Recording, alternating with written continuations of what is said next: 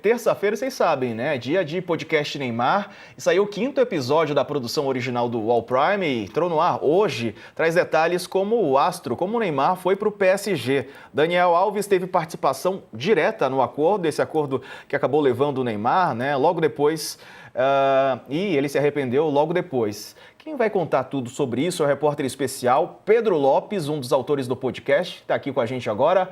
Fala, Pedro. Então, o Daniel Alves mexeu os pauzinhos dele e o Neymar depois... Quem se arrependeu? Foi o Daniel ou o Neymar? Me conte. Boa noite. Boa noite, Diego. Boa noite, Mili. Boa noite, Alícia.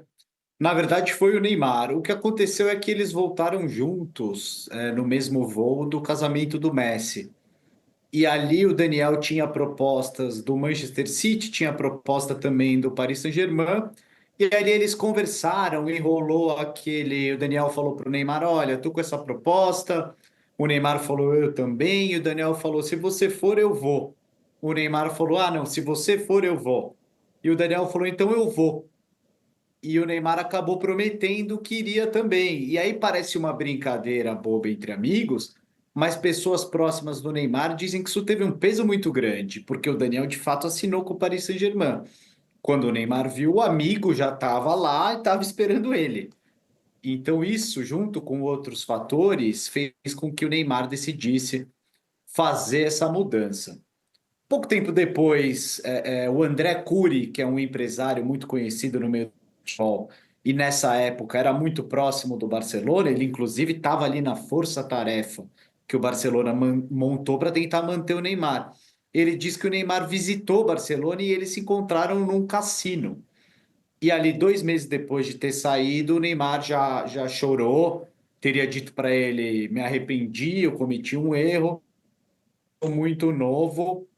E é interessante que isso parece quase um prenúncio do que o Neymar ia viver na França, que foi um período difícil para ele e uma gradual derrocada que terminou com ele deixando o futebol europeu de forma, para muitas pessoas, precoce, De vários problemas dentro e fora de campo. forma precoce aí, como disse. Problemas dentro e fora de campo, Pedro Lopes. Tem pergunta, Mili? Sim, eu ouvi. Agora eu acordo e ouço os episódios. Às vezes eles me mandam antes, aí eu gosto. Hoje eu acordei e ouvi. A gente ficou chateado, viu? Olha a Hashtag cobrança chateado. pública aí, Pedro. A Alicia me mandou mensagem assim: te mandaram antes? Eu falei: esse não, Alicia. A gente ouviu praticamente juntas, né? Então, algumas coisas me chamam a atenção. Assim, primeiro, eu até escrevi um texto sobre isso. Fica claro para mim quando que a Alegria e o Neymar romperam de vez, né? Foi ali entre Barcelona e Paris. Em algum momento da troposfera ficou para trás uma vida que não voltaria mais. Me chama também a atenção a infantilização do Neymar. E a minha pergunta vai por aí, porque tem também em detalhes os 2 casos de acusação de violência sexual que envolvem o Neymar, né? E são casos graves, assim, eu acho que todo mundo deveria ouvir. Mas tem uma cena narrada no podcast que me chama muito a atenção, porque fala dessa infantilização. E em tempos de bebê reborn, que a gente fica vendo todo mundo infantilizar mulheres, como se fossem todas as mulheres capazes de serem infantilizadas desse jeito, o que a gente vê são homens muito infantilizados. E o Neymar é, assim, o capitão desses caras, né? Uma cena em que ele chora e pede pelo pai. Você pode falar disso rapidamente, Pedro, pra gente? Eu fiquei muito impressionada com essa cena, até porque está muito bem narrada no podcast. Sim, esse momento acontece na preparação para a Copa América de 2019, né? Ali o Neymar já vinha numa espiral de situações muito complicadas, né? Começando lá atrás, na Copa de 2018, que ele virou meme internacional e foi muito ridicularizado pela imprensa europeia e de vários países do mundo pela questão de se jogar, de cair, rolar em campo. Eu não sei se nosso torcedor lembra, mas ele tentou responder essas críticas num comercial da Gillette depois, e isso foi minando a imagem dele. Ele chegou para a Copa América de 2019 numa situação complicada, né? No primeiro semestre daquele ano. Ele deu um soco num torcedor do Rennes, que era o adversário do PSG na final da Copa da França. Ele perdeu a braçadeira de capitão por causa desse soco quando chegou na Copa América, porque o Tite considerou que ele não tinha maturidade. e chegando ali ele foi acusado de estupro, e hoje a gente, né, com esse distanciamento, consegue lembrar que a seleção brasileira e a CBF não agiram e não cortaram o Neymar quando ele foi acusado de estupro. Tentaram manter ele até onde foi possível. E ele foi escalado para um amistoso contra o Catar antes da Copa América, no meio daquele turbilhão da acusação de estupro, e se lesionou de novo o mesmo tornozelo que ele tinha lesionado antes da Copa de 2018, que era uma lesão recorrente, que era uma lesão crônica. E ali no vestiário, né, deixaram ele deitado numa espécie de maca, e ali tudo se juntou, a acusação de estupro, a pressão que ele vinha sofrendo, perda da braçadeira, mais uma vez a mesma lesão, e os relatos que a gente tem de que ele desabou por completo, ele começou a chorar, ele não conseguia falar direito, e a seleção mudou as suas próprias regras e abriu uma exceção para permitir a entrada do Neymar pai no vestiário, porque naquele momento a avaliação de que a única pessoa que poderia consolar e cuidar e estar do lado do Neymar era o pai. E o pai teve esse acesso ao vestiário, ficou por vários minutos lá com o Neymar, antes que eles fossem, né, para o hospital, onde depois eles vão receber a visita de Jair Bolsonaro e defenderia o Neymar publicamente da acusação de estupro, antes mesmo da investigação começar e toda a história que aconteceu depois.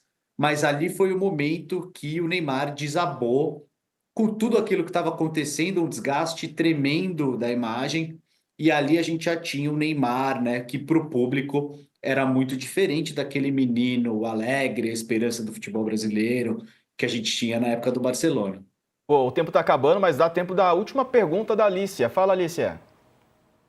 Obrigada, Diego, porque a gente tem conversado bastante aqui, né, nos bastidores por causa desse podcast, e a gente estava ansiosa porque esse podcast fala especificamente do caso da acusação de estupro e fala também do caso da Nike, que é um caso pouco comentado na imprensa em geral, do rompimento do contrato. Aí eu queria que você esteve muito próximo na investigação do caso da Nájila, né, inclusive reportando a história pela primeira vez, e depois também andou fuçando esse assunto da Nike. Queria que você contasse um pouquinho sobre isso, porque acho que diz muito sobre essa pessoa que é o Neymar e a relação dele com mulheres.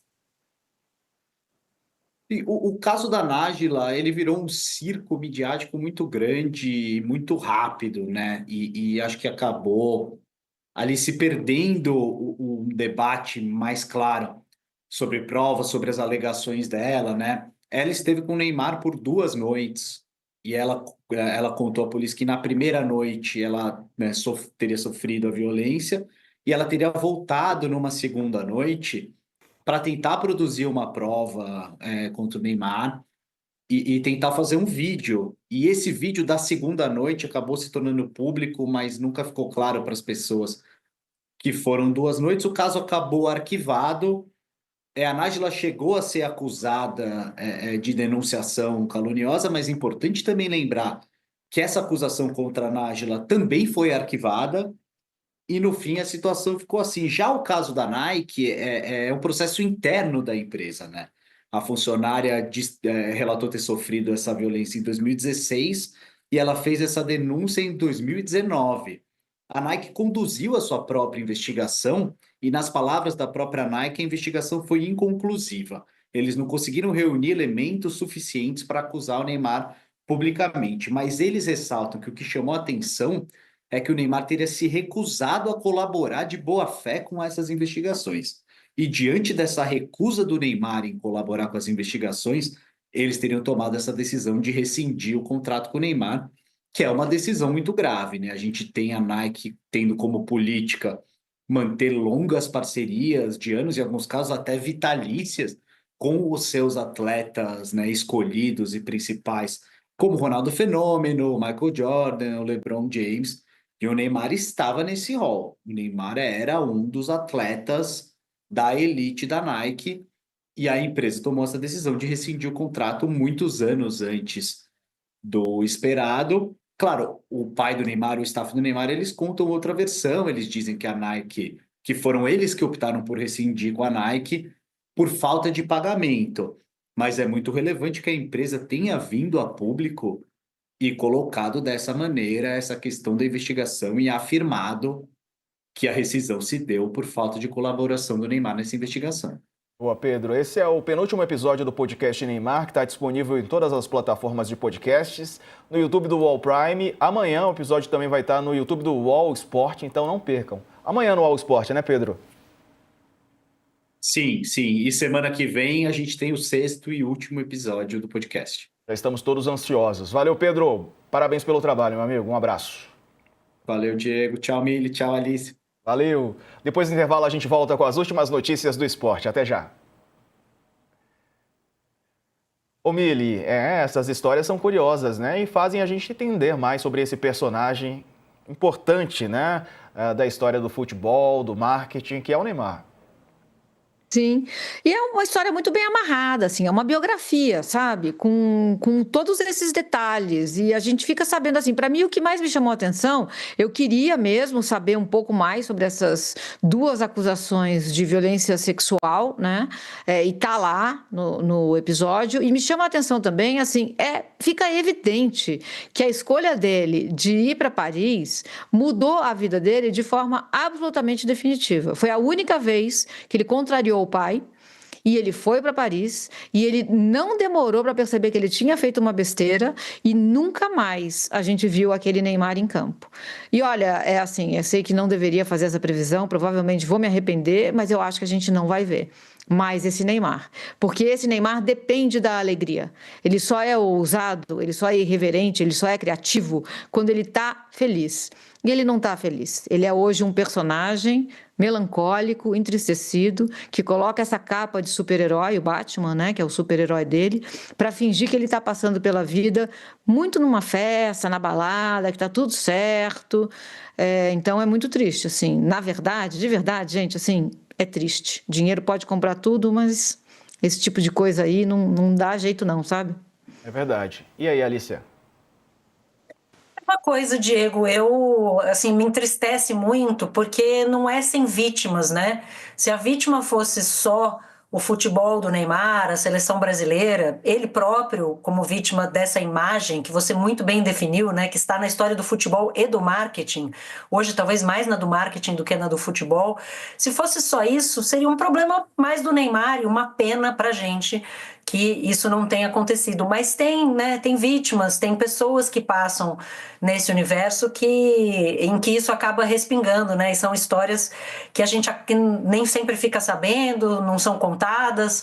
Quando a gente fala, né, diz que tem inveja, porque você fala do Neymar porque tem inveja, quando a gente tenta levantar essas histórias, né, principalmente o histórico de violência, o histórico de desrespeito a contratos, desrespeito a parcerias, tudo isso vai ficando para trás porque tem muito dinheiro, se tem muito dinheiro é sucesso, ponto e acabou. Né? Então, para mim, a parte mais triste é essa, porque o Neymar é um pouco produto dele mesmo, né? E do pai, certamente, que criou essa imagem.